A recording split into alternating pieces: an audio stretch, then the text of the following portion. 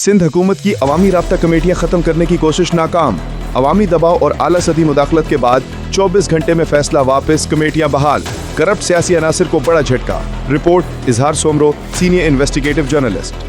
सिंध हुकूमत की जानिब से अवामी राब्ता कमेटियों, पब्लिक लिएजॉन कमेटीज PLCs को अचानक खत्म करने का फैसला अवामी दबाव, सिविल सोसाइटी के शदीद रद्द अमल और आला सतही मुदाखलत के बायस सिर्फ 24 घंटों में ही वापस ले लिया गया। सूबाई महकमा दाखिला ने 4 अक्टूबर 2025 को नया नोटिफिकेशन जारी करते हुए ऐलान किया कि तमाम अवामी राब्ता कमेटियां हस्बे साबिक फाल रहेंगी। पस मंजर, अवामी राब्ता कमेटियां क्यों बनाई गई थीं?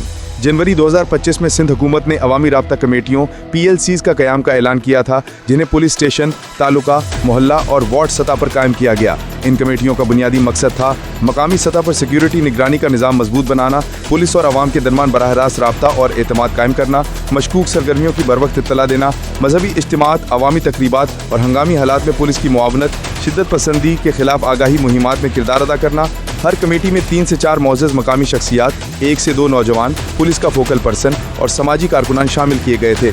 कम्युनिटी वॉच और निगरानी के इस मॉडल को शहरी हलकों और सिक्योरिटी माहिरीन ने निहायत मौसर करार दिया। अचानक डी नोटिफिकेशन 3 अक्टूबर 2025।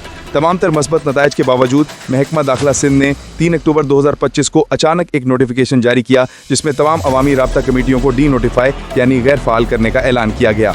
नोटिफिकेशन में कहा गया कि मौजूदा साख्त और कारकर्दगी का असर नौ जायजा लेने के बाद कमेटियों को तहलील किया जा रहा है और मुस्तकबिल में एक नए निज़ाम पर काम किया जाएगा। ज़राए के मुताबिक ये फैसला अंदरूनी सियासी दबाव और कुछ बाअसर शख्सियात के इसरार पर किया गया, जो नहीं चाहते थे कि अवाम बराह रास्त पुलिस से राब्ते में रहें या उनकी सरगर्मियों पर मकामी सतह पर निगरानी हो। अवामी रद्द अमल, करप्ट MNAs और MPs को बेनकाब किया गया।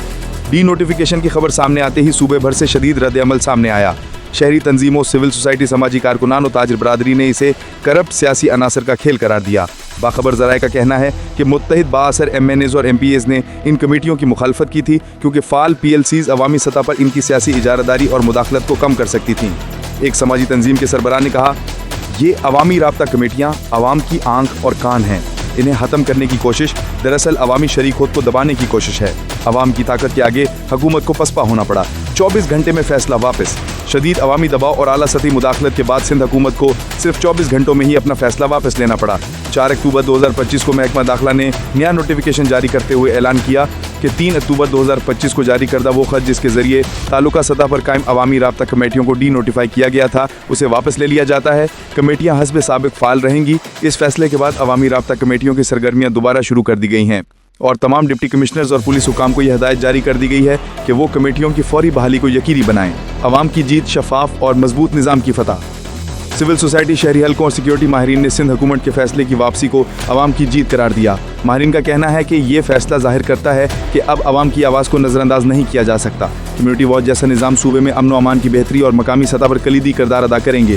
हुकूमत को चाहिए कि इन कमेटियों को सियासी असर और रसूख से दूर रखकर मुकम्मल तौर पर गैर जानिबदार और फ़ाल बनाए।